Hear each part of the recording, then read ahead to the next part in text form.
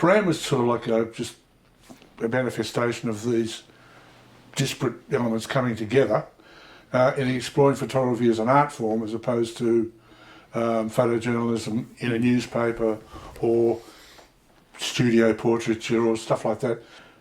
But suddenly Prahran opened it up to people like him, people like me, people from all sorts of places that had no particular prior experience in photography other than they wanted to take pictures.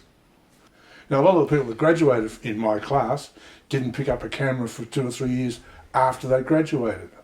Why? Couldn't tell you. But it was a sort of like, well, that was that, now what?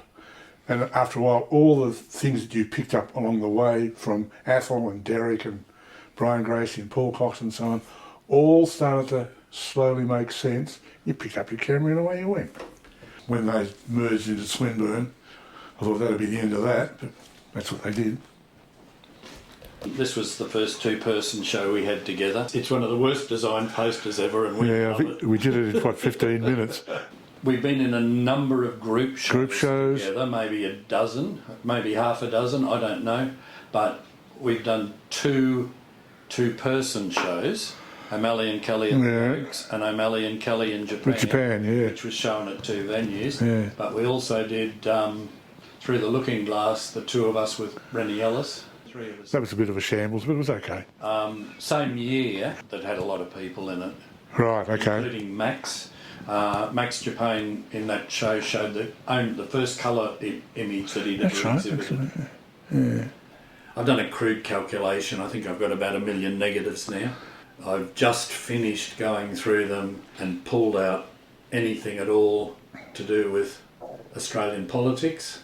A group of pictures I want to float for an exhibition called Protest Politics and People, and I'm tidying that up, but then I've gone back and I'm now going through and pulling out anything that's got to do with visual and performing arts in Australia. So it's the archival thing that I'm still working on making images as much. It's just not clicking the shutter quite so much. I take pictures. I use mobile phone, strange enough. They're actually a brilliant little invention for random, casual, on-the-street work. You don't have to fuss, you don't have to bother, just push a button and away it goes, it's there. You can do whatever you like with it. I find that the current crop of, I'll call it low-grade technology, is fantastic. Do I still take photographs with a real camera? Yes, I do.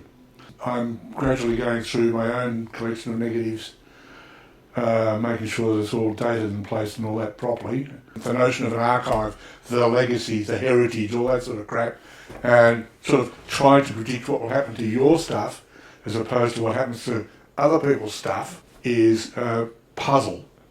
And it's fascinating. And for me, disturbing. And for me, one of the possibilities definitely isn't going to be like a family option like the Rennie Ellis archive or the Lee Miller archive. Exactly. Don't pick the eyes out of it, you've got to take the whole lot. Oh yeah, all or nothing. Yeah. You know, you can have a very nice bonfire with photographs.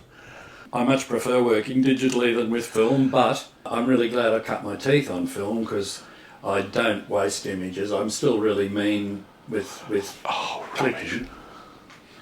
You take a lot more? Absolutely. I don't take much more.